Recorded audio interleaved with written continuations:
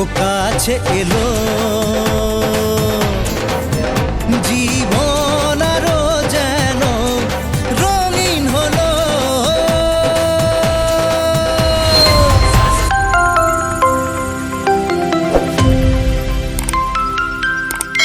দিনটা ছিল ৩রা অক্টোবর ২০২৪, মহালয়ার ঠিক পরের দিন, অর্থাৎ পিতৃপক্ষের অবসান এবং দেবীপক্ষের সূচনা।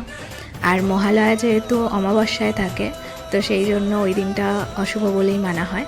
তাই মহালয়ার পরের দিনই আমরা ফ্ল্যাটের পুজো করানোর জন্য প্রিপারেশান নিয়েছি। আমাদের প্ল্যানিং ছিল ইন্টেরিয়ার ডিজাইন পুরো কমপ্লিট হয়ে যাওয়ার পর আমরা শিফট করব। ১ তারিখে আমাদের হ্যান্ডওভার দেওয়ার কথা ছিল, আর ৩ তারিখে আমাদের পুজো করানোর কথা ছিল, কিন্তু কিছু পার্সোনাল প্রবলেমের জন্য ইন্টেরিয়ার ডিজাইনার আমাদের কমপ্লিট দিতে পারেনি।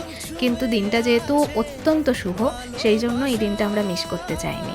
গ্রামে রাজীব আগেও বাড়ি করেছে, সেখানেও গৃহপ্রবেশ হয়েছে, কিন্তু যেহেতু বিয়ের পর এটা আমাদের প্রথম সম্পত্তি, তো প্রপার্টি বলতে পারো, সেই জন্য আমরা কখনোই চাইনি যে শুভ দিনটা মিস করতে। এই দিনটা আমার কাকুর খুব পছন্দের দিন। আমি কাকুকে এরকমও বলেছিলাম আরও কোনো দিন দেখে আমাকে বলো, কিন্তু কাকু বলেছিল না, এই দিনটার মতো শুভ দিন কিন্তু আর নেই, তো তোরা যখন প্রথম পুজো করাবি এই দিনটাই করা, আর যখন আস্তে আস্তে সব কিছু কমপ্লিট হয়ে যাবে তোরা ধীরে ধীরে শিফট করিস, শিফটের কোনো ঝামেলা থাকবে না, পুজোর হেডেকটাও মাথা থেকে চলে যাবে। যাই হোক, গুজরাটি নিয়মে পুজো হয়েছে আমাদের এখানে। আমরা বাঙালিরা গৃহপ্রবেশ মানে অন্যরকম পুজো বুঝি, মানে বাস্তু পুজো, যজ্ঞ করা, অনেক কিছু নিয়মে পুজো পালন করা হয়, কিন্তু এখানে গুজরাটিরা সত্যনারায়ণ পুজোর মাধ্যমেও গৃহপ্রবেশ করতে পারে, মানে নতুন বাড়িতে এন্ট্রি করতে পারে। আর কিচেনের মধ্যে একটা অন্নপূর্ণা পুজো হয়, সেই দুটো পুজোর মধ্যে দিয়ে আমরা নতুন ঘরে যেতে পারি। তো যাই হোক, মন্ত্রগুলো ছিল সব গুজরাটিতে, বুঝতে খুব অসুবিধা হচ্ছিল, কিন্তু আমাদের যিনি পুরোহিত ছিলেন বা পণ্ডিত মশাই ছিলেন, উনি আমাদেরকে এত ভালো করে বুঝিয়েছিলেন হিন্দিতে, আর আদার্স মানে যেগুলো আমরা পুষ্পাঞ্জলি দিয়েছি উনি সংস্কৃততে বা হিন্দিতে ভালোভাবে ট্রান্সলেট করিয়ে আমাদের পুজো কমপ্লিট করিয়েছেন। 2022-এ যখন ফ্ল্যাট বুক করেছিলাম তখন থেকে একটা আশায় আছি যে কবে আসবো। ফাইনালি যখন কমপ্লিট হচ্ছে আস্তে আস্তে, আর মন মানছে না, মনে হচ্ছে যেন কতদিনে ঢুকবো। এখানে পুজোর নিয়মটা সত্যি একটু আলাদা, আর এই যে স্পেশাল মোমেন্টটা মালা বদল, এটা মানে একটা প্রিশিয়াস মোমেন্ট, যেটা আমরা বিয়ের সময় করেছিলাম। এরপর মানে অনেকের অ্যানিভার্সারিতেও এটা করা হয়, মালা বদল করা হয়, সিঁদুরদান করা হয়, কিন্তু আমাদের এটা সেকেন্ড টাইম, তাই এই টাইমটা আমরা খুব এনজয় করেছি। আর এখানে ঠাকুরের প্রসাদ বলতে নতুন বাড়িতে কিছু একটা রান্না করা হয়, যেহেতু অন্নপূর্ণা মায়ের পুজো করা হয়, তাই নতুন রুমে গ্যাস ওভেন বা কিছু আগুন জ্বালিয়ে কিছু একটা বানাতে হয়, সেই জন্য আমরা সুজির হালুয়া বানিয়েছিলাম, আর সাথে মিষ্টি ফল সব কিছুই দেওয়া হয়েছিল। আর এখানে কেটে ফল দিতে বারণ করেছিল, গোটা গোটা ফল দেওয়া হয়েছিল, সেই জন্য আমরা ফলটা দেখাতে পাচ্ছি না।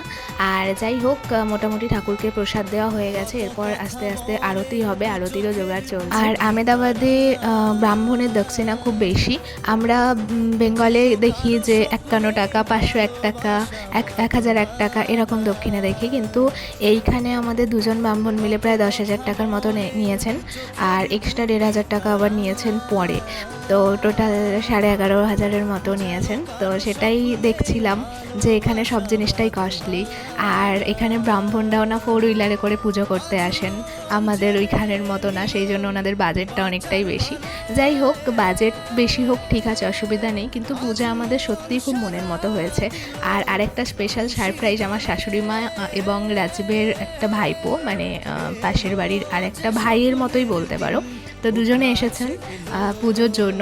আর আরও একটা স্পেশাল কারণ আছে, সেটা আমি তোমাদের পরে জানাবো। তো ওনারা এখন, মানে আমার শাশুড়ি মা এখন আমার কাছে থাকবেন, এটা খুবই একটা ভালো খবর যে এতদিন 5 বছরের জীবন আমার একা একা কেটেছে, এখন তবু দুজনে একসাথে থাকতে পারবো যখন রাজীব অফিসে থাকবে। তো যাই হোক, মোটামুটি আরতি কমপ্লিট হয়ে এবার আমাদের মানে অ্যাকচুয়াল এন্ট্রির কাজ শুরু হবে, মানে গৃহপ্রবেশ যেটা। তো দেখতেই পাচ্ছ, আমি যেহেতু বাড়ির বউ, সেই জন্য ব্রাহ্মণ বলছেন যে আপনিই রাখুন, তো সেই হিসাবে ওই ঘরটা, মানে কিচেনের মধ্যে যে অন্নপূর্ণা পূজার যে ঘরটা, ওটা আমি স্থাপন করেছি। ফ্ল্যাটের যেদিন চাবি পেয়েছিলাম সেদিন ফ্ল্যাটটা খুব ক্লিন ছিল, কিন্তু যেহেতু ইন্টেরিয়ারের কাজ চলছে সেই জন্য প্রচণ্ড এখন নোংরা হয়ে আছে। জাস্ট একটা রুম পরিষ্কার করে আমরা পুজোর ব্যবস্থা করেছি। আর এখানে অঞ্জলি দেওয়া হয়ে গেছে, কিন্তু মা আবার পুজোতে বসেছে। যাই হোক, যেইটুকু তোমরা ব্লগে দেখলে এইটুকুই শুধু ছিল না, পুজোর অনেক রিচুয়ালস ছিল, প্রায় 4 ঘন্টা ধরে পুজো হয়েছে। আর এটা হলো প্রসাদ পুজোর শেষে পুরোহিত মশাই ওনাদের যে বেদি করেছিলেন ঠাকুরের, তো ওখান থেকে আমার সিংহাসনে দেবতাগুলোকে ট্রান্সফার করছেন, মানে প্রতিষ্ঠা করছেন। আর অনেকক্ষণ পর রাজীবকে আমি পেয়েছি, একটুখানি বললাম যে আসো ভিডিও বানাই। আর দেখতে পাচ্ছ রুমে কাজ চলছে, রুমের কন্ডিশন তো খুবই খারাপ। আর যাই হোক, মালা পরে আর এই শাড়িটা পরে আমায় কেমন লাগছে প্লিজ তোমরা কমেন্টে জানিও, কারণ সচরাচর তোমরা তো আমার শাড়িতে দেখো না। আর আজকের ব্লগের সাথে আমি রেজিস্ট্রির কিছু ব্লগও অ্যাড করছি। রেজিস্ট্রি যেদিন আমাদের ফ্ল্যাটে হয়েছিল, কারণ দুটো শুভ কাজই মানে আমি একটা ব্লগেই দিতে চেয়েছিলাম, সেই জন্য রেজিস্ট্রির ব্লগ তোমাদের দেওয়া হয়নি। যাই হোক, আমরা সই করছি জাস্ট। এবার যেহেতু প্রপার্টি দুজনের নামে দুজনকেই সাইন করতে হচ্ছে। আর সত্যি মানে বিশাল পেজ, প্রায় 1 দিস্তা খাতার মতো, তার থেকেও বেশি। 1 দিস্তা পাতা মনে হয় 24টা হয়। আর সেখানে আমাদের কত 42টা না 45টা পেজ ছিল। আমরা সাইন করতে করতে প্রায় মানে আমার হাত ব্যথা হয়ে গেছিলো, এরকম ব্যাপার। এগ্রিমেন্টের টাইমেও এতগুলো সাইন, আবার রেজিস্ট্রির টাইমেও এতগুলো সাইন করতে হয়েছে। যাই হোক, আমি একটু দেখিয়ে দিলাম, থাম্বও দিতে হয়েছে, আর মানে ছাপটা থাম্বের। আর দেখো, তোমাদের একটুখানি দেখাচ্ছি যে কতগুলো পেজ হয়েছে। ওভারঅল এক্সপিরিয়েন্স আমাদের খুবই সুন্দর, ফ্যামিলিরা সবাই খুব হ্যাপি, আমরাও খুব হ্যাপি। খুব কম দিনেই আমরা একটা জিনিস অ্যাচিভমেন্ট করলাম, যেটা আমাদের কাছে খুবই প্রেশিয়াস। যাই হোক, দেখো আমার সিংহাসন পুরো সেজে উঠেছে আজকে। আহমেদাবাদে বসে গুজরাতিদের নবরাত্রি সেলিব্রেশন তো দেখছি অলরেডি স্টার্ট হয়ে গেছে, 9 দিন ধরে চলবে, বিশাল সেলিব্রেশন চলছে আহমেদাবাদে। কিন্তু তোমরাও জানিও দুর্গাপুজোয় তোমরা কীরকম এনজয় করছো, কারণ যেহেতু দুর্গাপুজো আমাদের বাঙালিদের গর্ব। আর আজকে ফ্ল্যাটের কাজ কতটা হয়েছে একটু একটু দেখাচ্ছি। জাস্ট মানে টুকটাক কাজ হয়েছে, টুকটাক না অনেকটাই এগিয়ে গেছে। এবার শুধু অ্যাক্রিলিক শিটগুলো মারা বাকি। বেডরুমটাও অনেকটাই রেডি হয়ে গেছে, শুধু দরজাগুলো মানে রেডি হয়ে গেছে, সিটও মারা হয়ে গেছে, জাস্ট ফিটিং হবে। আর বেশি দিন টাইম লাগবে না, 1 সপ্তাহের মতো টাইম লাগবে। কিচেনেও ওপরের র্যাকটা করতে বাকি, নিচের র্যাক হয়ে গেছে, আর চিমনি হয়ে গেছে। যাই হোক, আজকের ভিডিওটা তোমাদের কেমন লাগলো তোমরা প্লিজ কমেন্টে জানিও। ভালো লাগলে লাইক এবং সাবস্ক্রাইব করে দিও। দেখা হচ্ছে অনেক অনেক নতুন ব্লগের সাথে। তোমরা সবাই সুস্থ থেকো, ভালো থেকো। আজকের মতো বাই বাই।